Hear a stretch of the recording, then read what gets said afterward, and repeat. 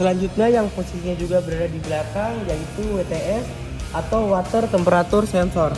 Nah, sensor ini sangat penting bagi mesin, di mana sensor ini akan memberikan memberikan sinyal kepada kipas mesin itu dapat menyala ketika suhu radiator atau suhu mesin itu panas.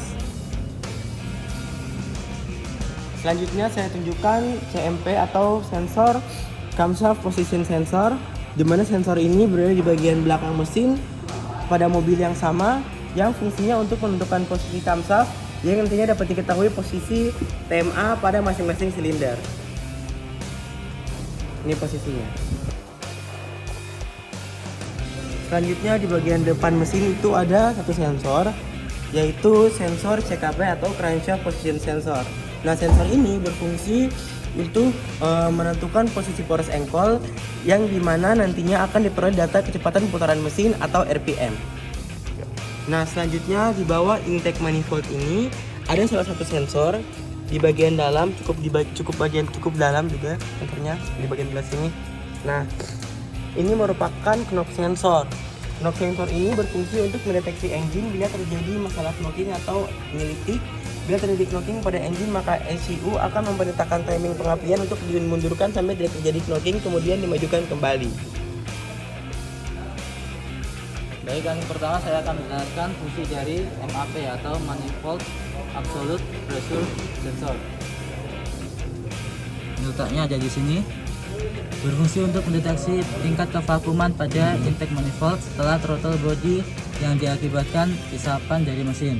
Sensor ini sering disebut juga sebagai sensor vakum karena fungsinya memang untuk membaca tekanan atau kevakuman.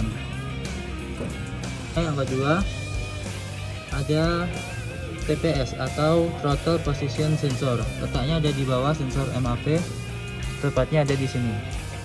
Throttle Position Sensor ini berfungsi untuk memantau posisi throttle apakah terbuka sebagian, terbuka penuh atau tertutup, dan untuk mengetahui berapa persen katup gas throttle valve dibuka atau seberapa lebar katup gas terbuka saat pedal gas diinjek. Lalu yang ketiga ada IAT atau Intake Air Temperature Sensor. Yang letaknya ada di sini, berfungsi untuk pengukur suhu udara yang masuk.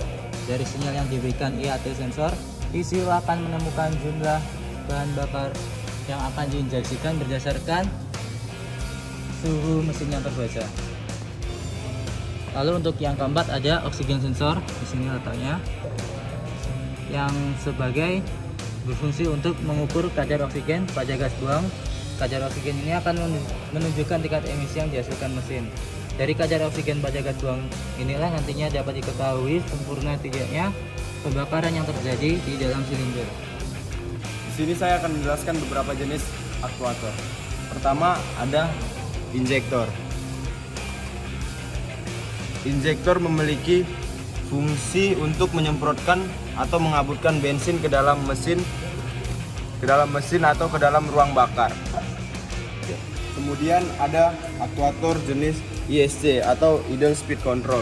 Komponen ini bukan bagian dari sensor. ISC merupakan aktuator ISC idle yang berfungsi untuk mengatur kecepatan idle mesin dengan mengatur suplai udara ke idle port pada torque saat idle langsam atau putaran mesin tanpa beban.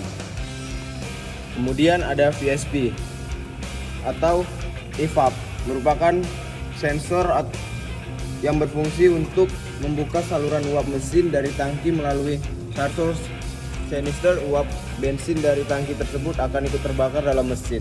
Katup VSP biasanya bekerja setelah kondisi mesin sudah panas. Yang terakhir ada OCV, Oil Control Valve, merupakan OCV berfungsi untuk mengatur oli mesin yang masuk ke VVT air. Baik, saya akan menjelaskan tentang Electric Fan Cooling Control. Ya. Di sini Electric Cooling Fan Control. Electric Cooling Fan Control berfungsi menghidupkan kipas listrik pendingin jika temperatur mesin mencapai 98 derajat Celcius.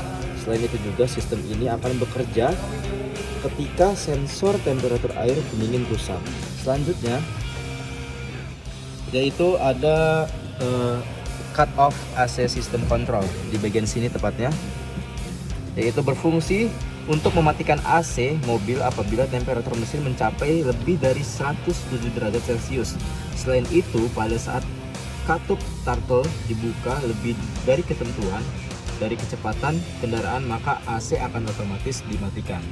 Nah, ini juga merupakan aktuator ESA, yaitu Electronic Spark Advancer, yang berfungsi untuk mengontrol waktu pengapian yang didasarkan inputan dari sensor-sensornya pada ESA yang sudah tidak menggunakan distributor lagi atau menggunakan sistem DLI, Distributor Less Ignition, atau sistem DIS, Direct Ignition System.